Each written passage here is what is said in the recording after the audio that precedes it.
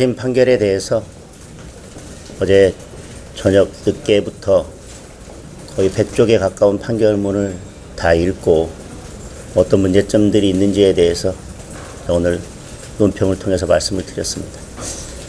저는 어제 판결을 전체적으로 분석하면서 판결문이 아니라 국어 사전 같은 느낌을 받았습니다.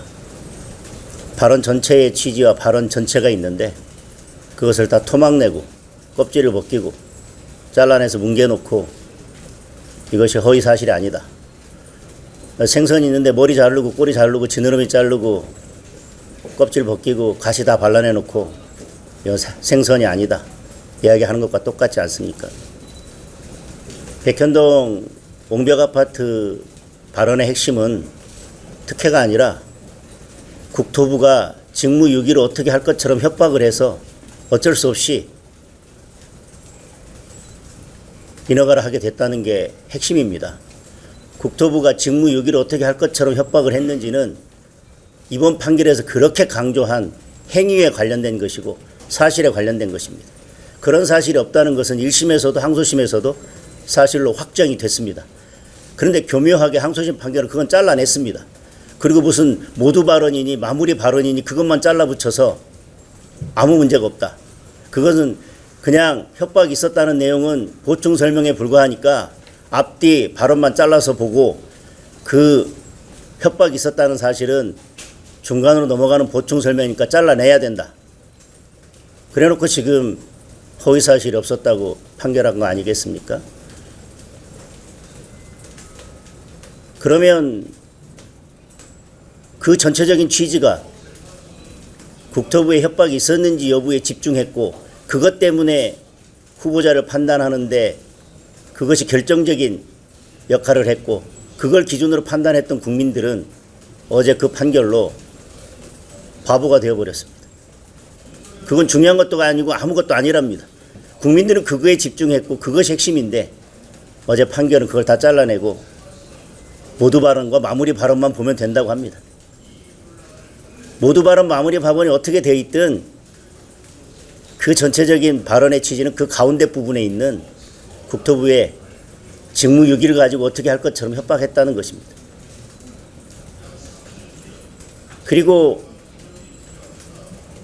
대장동 사건 관련해서도 김문기 씨가 대장동 개발사업의 핵심 실무자였고 그 전에도 여러 차례 통화하고 골프 여행도 같이 가고 골프도 셋이 쳤는데 김문기 씨가 카트도 운전하고 공도 주워다 주고 했고 사진까지 찍었는데 어떻게 모른다고 할 수 있느냐 라고 했더니 골프를 치고 전화를 하고 사진도 찍고 밥 먹고 했던 것들은 그건 인식에 관한 문제랍니다. 사실도 아니고 행위도 아니고. 그리고 아니 이렇게 골프 찍은 사진이 있고 확대해서 보니까 이재명 대표가 모자를 쓰고 있는데 모자에 골프공 마커가 있는데 골프 치고 사진 찍은 거 아니냐라고 했더니 그렇게 확대한 사진은 조작이다 그랬더니 법원이 그거 조작 맞다. 그리고 조작이라고 했지 어디 골프라는 단어를 사용하기라도 했냐. 그러면서 이번 판결에서 정말 재미있는 것은 법원이 계속 불고분리 불고분리 불고분리라는 말을 여러 차례 씁니다. 검사가 아무 말도 안 했고 우리는 굳이 검사가 한 거 외에는 그게 어떤 의미를 가지는지 유권자에게 국민에게 어떤 의미를 가지는지 우리는 살펴보기도 싫고 있는 그대로만 판단해 보겠다. 우리가 제대로 판단 못한 게 있다면 검사가 제대로 하지 못해서 불고분리의 원칙에 따라서 우리가 판단하지 않은 것 뿐이지 우리는 아무 책임이 없다. 형사재판은 민사재판과 달리 직권탐지주의가 적용이 됩니다. 명확하지 않다면 상대방의 주장이나 사실이 명확하지 않다면 법원은 직권으로 그에 대해서 확인하고 묻고 정리해서 명확히 할 필요가 있습니다. 그걸 다 하지 않고 있는 그대로 이재명 대표에게 가장 유리하게 가장 좋은 방법으로 해석해 놓고 빠져나갈 구멍은 불고분리.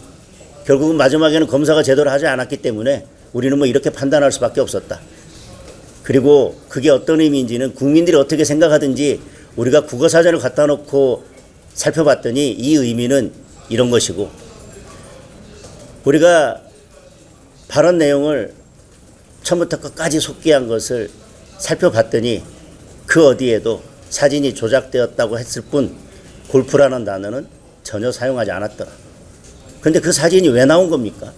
골프까지 치고 사진까지 찍었는데 그런 사실 다 부인하고 왜 모른다고 하느냐 라는 과정에서 나온 발언 아니겠습니까? 뭐 지금 말씀드린 것 외에도 저는 이번 판결은 이재명 대표나 그 변호인이 주장하는 사실들을 그대로 복사해서 갖다 붙여놓은 판결이라고 생각합니다. 허위 사실 공표죄 사무나 우려된다고 하셨는데 이렇게 빠져나가면 애매하면 인식이고 애매하면 의견이고 뭐 그런 단어 사용한 적도 없고 사용한 적 있고 그게 허위 사실을 하더라도 그건 설명하는 과정에서 중간에 나온 설명에 불과하니까 그건 잘라놔야 되고 그럼 어디에서 허위 사실 공표죄가 성립될 여지가 있겠습니까?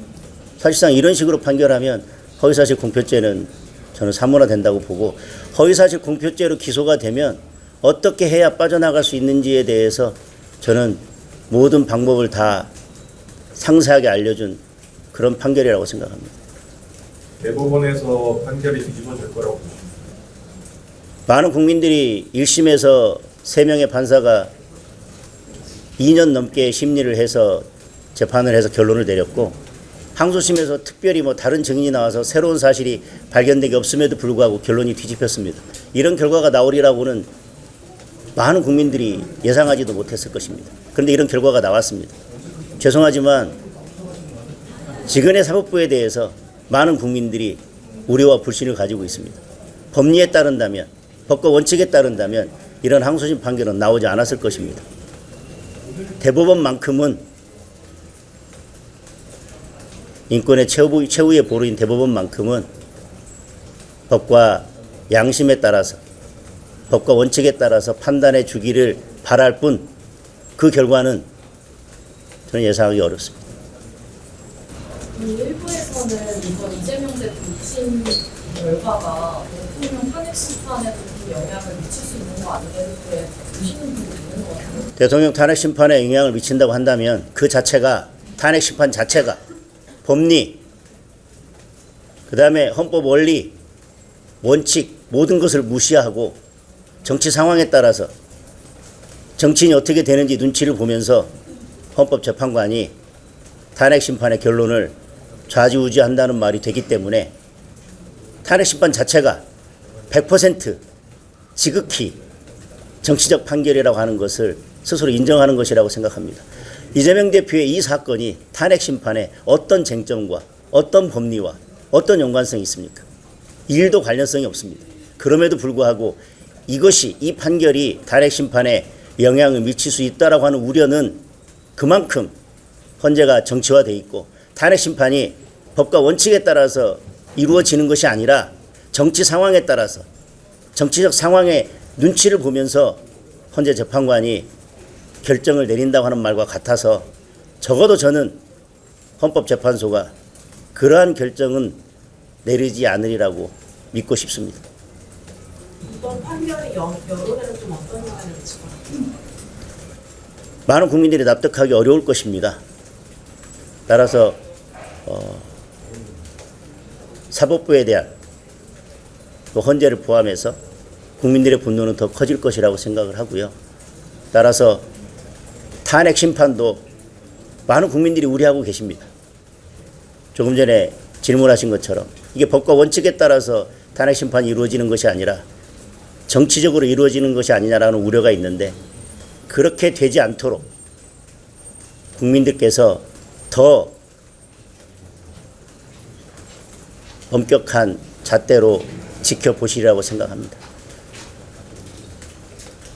어제 국민의힘에서 계속 이제 이번 판결에 대해서 비판 목소리를 내고 있는데 이게 자칫 뭐 사법부 불신을 주장하는 게 아니냐 이런 의도가 나올 수 있을 것 같습니다.